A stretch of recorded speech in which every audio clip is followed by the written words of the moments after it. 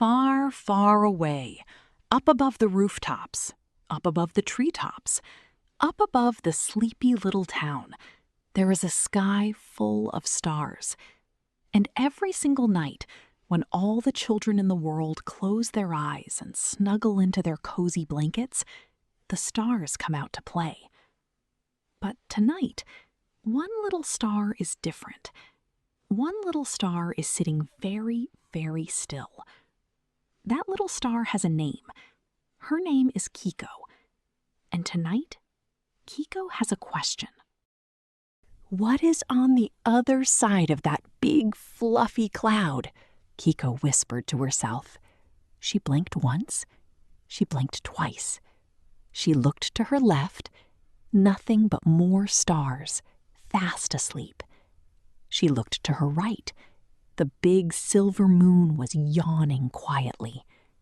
No one was awake to answer her question. "I will just have to go and find out myself," Kiko said, very bravely.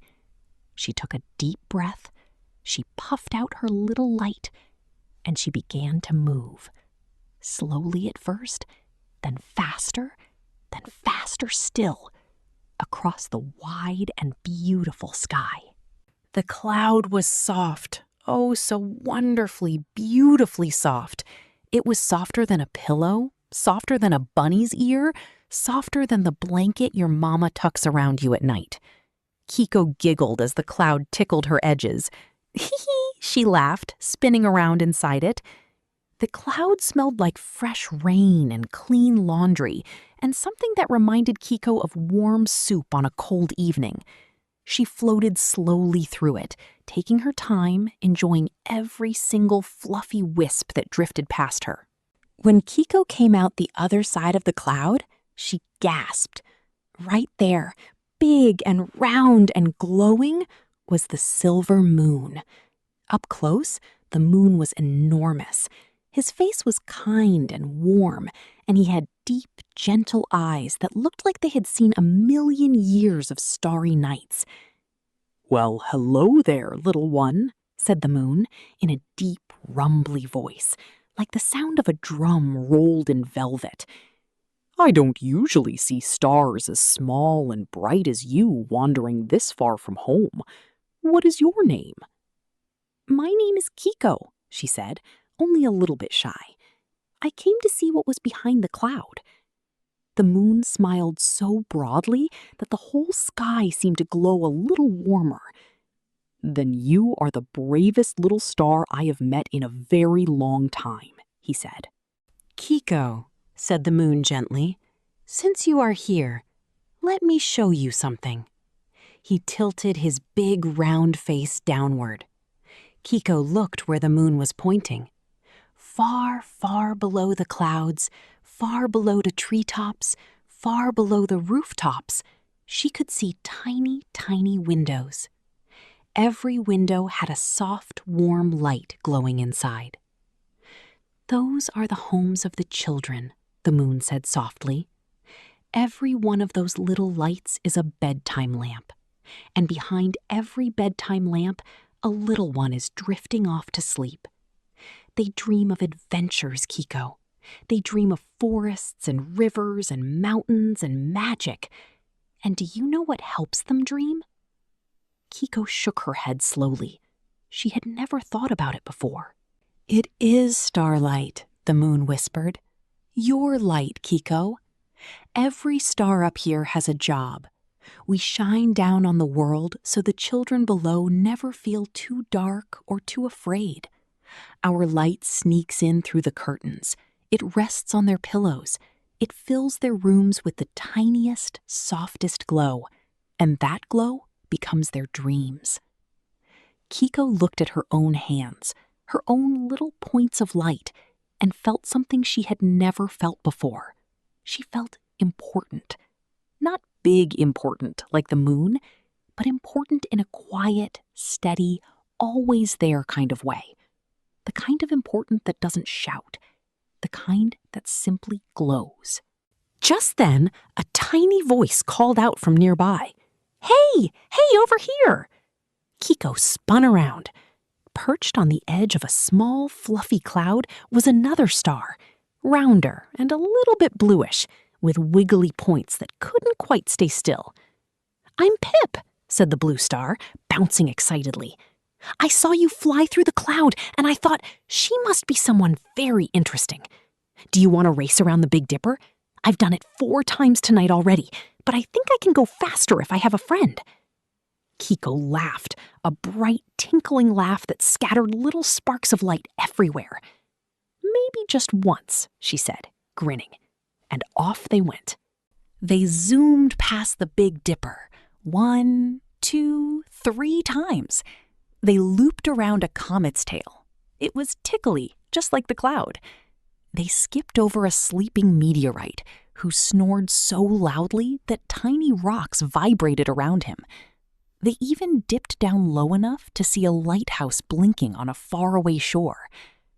Then, panting and sparkling and completely out of breath, they both flopped down on a soft cloud and looked up at the endless, quiet sky above them.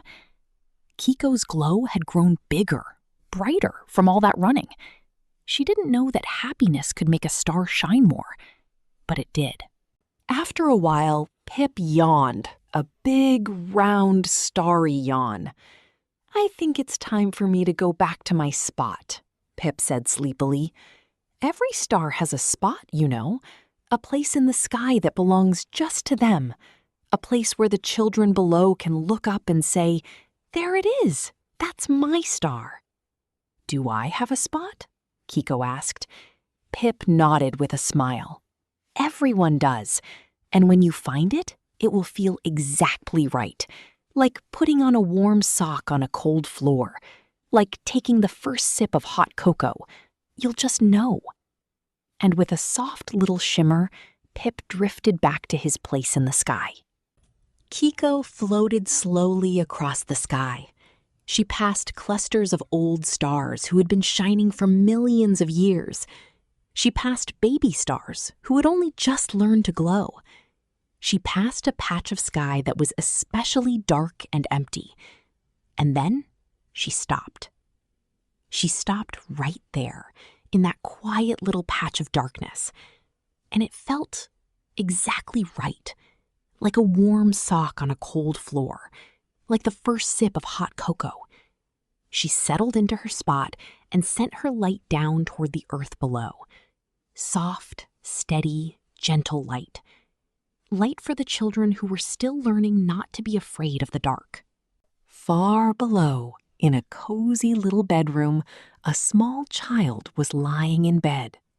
The room was almost dark, just the soft glow of a nightlight in the corner and the thin silver stripe of moonlight across the floor. The child looked up at the ceiling. Then, slowly, they turned to look at the window. And there, through the glass, past the tree and above the rooftops, was a star. One small, bright, steady star, twinkling very softly, just for them. The child smiled, and their eyes grew heavy, and slowly, slowly, slowly, their breathing grew soft and deep and even. Their fingers uncurled, their blanket rose and fell, and they were asleep. Up in the sky, Kiko glowed, not loudly, not showing off, just glowing, the way she was always meant to glow. The moon looked over at her and winked.